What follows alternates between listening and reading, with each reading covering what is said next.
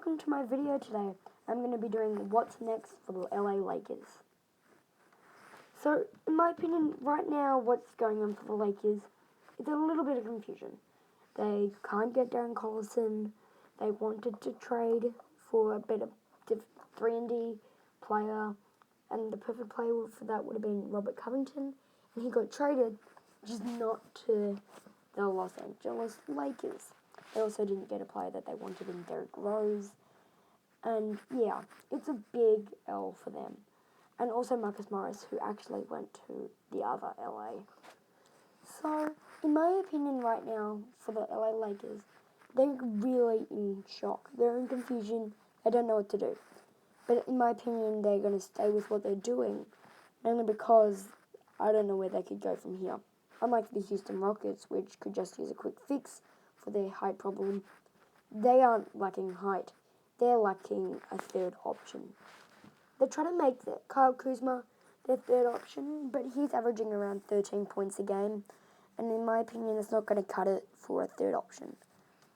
So I've got some stats here, and I'm going to be referring back to last year's NBA champions, the Toronto Raptors. So in Game 1, they had 3 players in 20-plus points, and they won. In Game 2, they had 1 player in 20-plus points, and only had 1 player in 15-plus extra person. In Game 3, they had 2 players in 20-plus points, but they had another 3 in at least 15-plus points. In Game 4, they had 2 players in 20-plus points, plus 1 in 15-plus. In Game 5, they had 1 player in 20-plus points.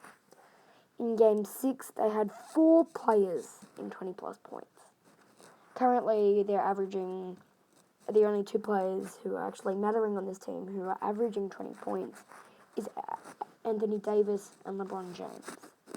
Especially the fact that every now and then you're going to have someone like Rajon Rondo, Kyle Kuzma, Avery Bradley, Danny Green, Kentavious Caldwell-Pope step up.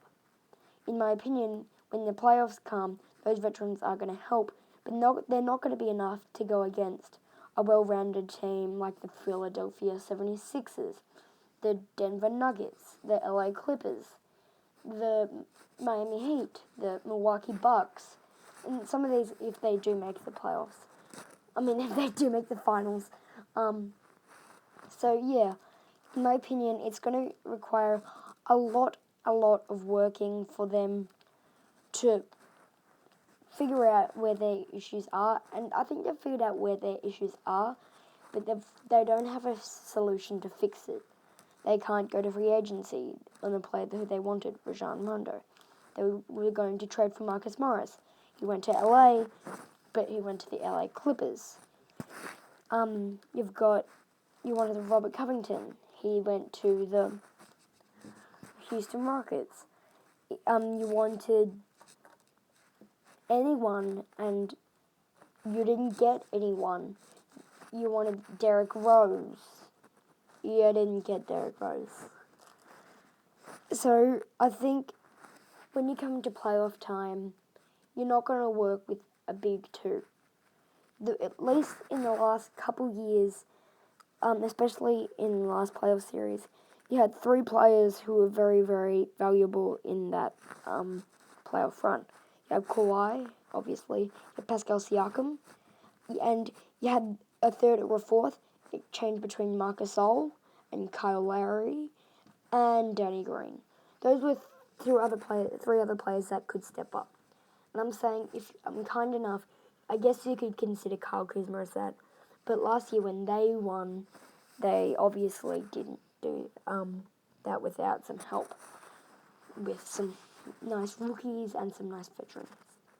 So another problem is they've got a lot of height coming off the bench, and it's good height, but in my opinion, this should be their starting lineup. Point guard, Rajon Rondo.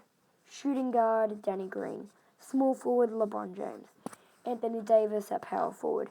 And at center, you run Dwight Howard and JaVale McGee, so you run them both 24 minutes. Thank you, that'll be it. Bye.